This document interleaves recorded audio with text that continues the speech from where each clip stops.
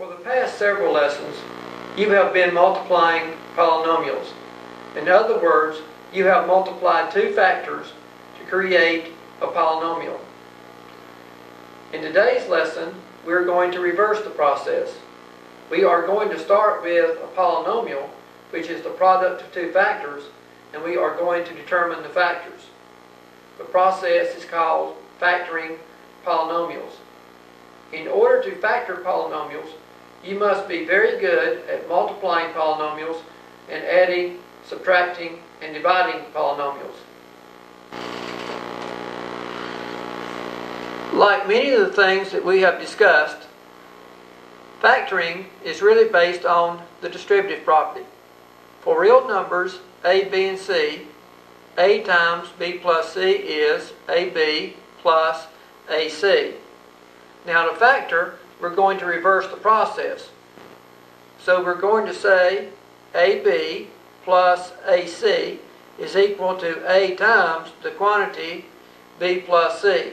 So notice we just used the symmetric property of equality to reverse the process.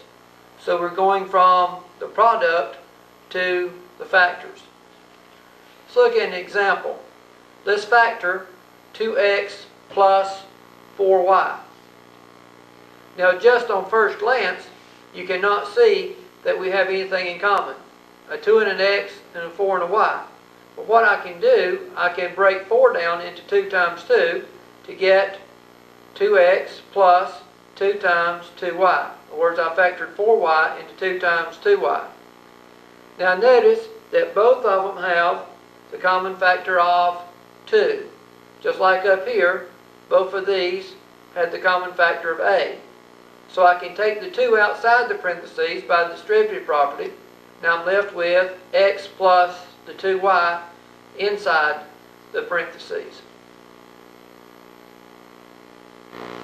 Now I'm going to give you a rule for factoring polynomials by removing the greatest common factor. This is a starred rule, so therefore you need to memorize it. You also need to place it on your study sheet. To factor a polynomial by removing the greatest common factor, which from now on I will abbreviate as GCF, first of all, you identify the greatest common factor. And the greatest common factor will be the first factor of the answer. To identify the greatest common factor, you need to first of all look for the largest integer which will divide all numerical coefficients. You want to find the largest integer which will divide all numerical coefficients. Second, you want to find variables common to all terms. You're looking for variables common to all terms, and you want to take the variable raised to the smallest exponent. So the second part of your common factor will be the variables common to all terms raised to the smallest exponent on the variable. Now once you identify the greatest common factor, then you need to divide the polynomial by the greatest common factor to get the second factor. So you divide the polynomial by the greatest common factor to get the second factor.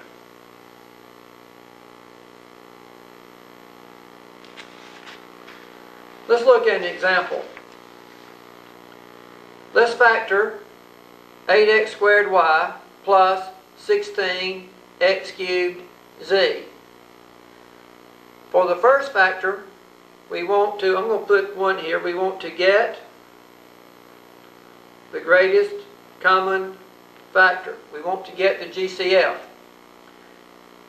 The first step in getting the greatest common factor is to find the largest number that would divide all of the numerical coefficients. The numerical coefficients are 8 and 16. So we want the largest factor that would divide both 8 and 16. Well, that is 8. Next, we want the variables in common. Both of them have an x, and that's the only variable they have in common. Now I want x raised to the smallest of the exponents. Exponent 2, exponent 3, so I'll take exponent 2. the greatest common factor is 8x squared. 8x squared is the largest factor that would divide both of these. 8 is the largest number that will go into both 8 and 16. X squared is the largest power that will go into both x squared and x cubed. Since 16x cubed z does not have a y, and 8x squared y does not have a z, they do not have common factors of y or z. So the only common factor is 8x squared. So 8x squared is going to be the first factor. Now what we want to do is to get the second factor. To get the second factor, I take the 8x squared y plus 16x cubed z, and I divide by the common factor, which is 8x squared. Well, to divide, I would have 8x squared y divided by 8x squared plus the 16x cubed z divided by the 8x squared. Doing the division, 8 goes into 8 1. X squared divided by x squared would be x to the 0, because I keep the base, subtract the exponents. Y plus 2 x to the first z. Or I can write this as y plus 2x z. So that's my second factor. So I have my first factor, I have my second factor.